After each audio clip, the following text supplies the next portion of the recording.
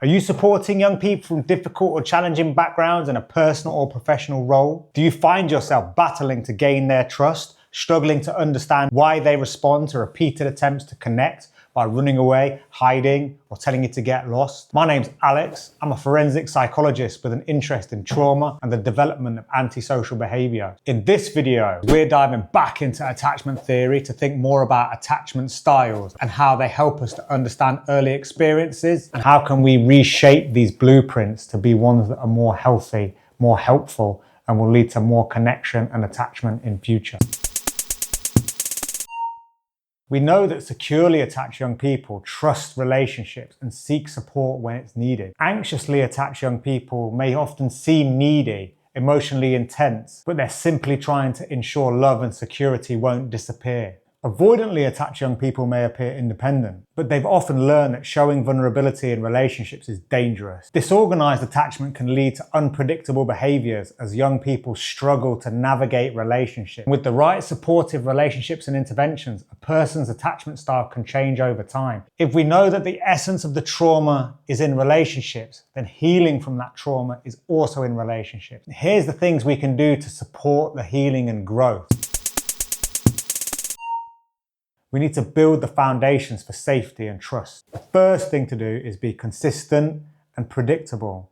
Young people and adolescents with insecure attachments struggle with unpredictability. If we maintain consistent routines, boundaries, and are open about expectations, we can help them to develop a sense of safety and ability to assess relationships for the future. So we need to be the safe base. We need to show reliability by being emotionally available, even if support is rejected or young people aren't interested right now. We need to respect personal space. Some young people may struggle with closeness, so we've got to give them the space while making it clear you're there when they're ready and if they need it. Regulate emotions together. Co-regulation is a great strategy to help people learn new patterns and new ways of managing their emotions.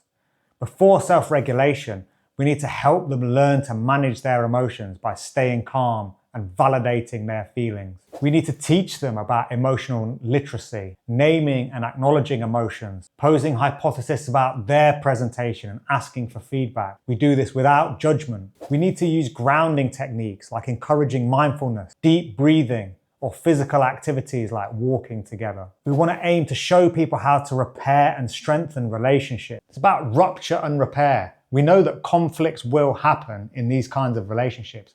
What matters is repairing after the situation. Apologize when necessary and model healthy conflict resolution. Stay present in tough moments. If they're pushing you away, don't withdraw completely. Give them the space they require, but stay engaged in a way that respects their boundaries and allows them to seek that security and secure base from you. Encourage open communication by creating a safe space where people can think about their emotions, they can explore their feelings, and they can express these feelings and thoughts without fear of punishment, judgment, or laughter. We need to foster positive attachments through activities. Shared experiences like engaging in non-verbal activities, cooking together, sports, playing pool, creative projects. Limit screen time and encourage real-life interaction. Learn the skills of relationships. Adolescents often use technology to avoid emotional discomfort. Use playfulness and humor with light-hearted interactions that can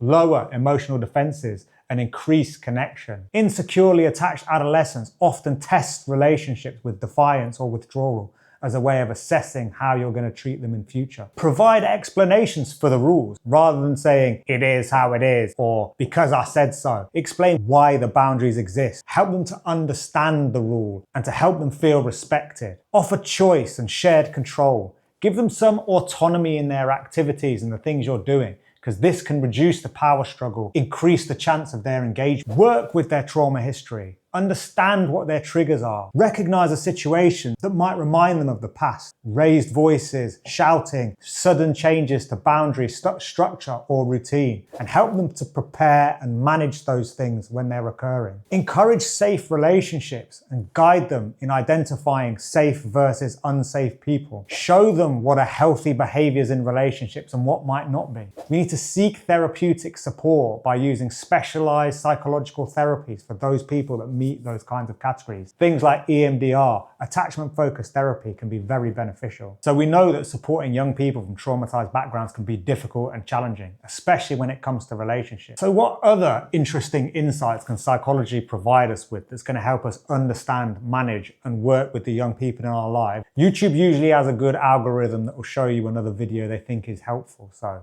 if you see it here, you should click it. Which one is it? Let me know in the comments.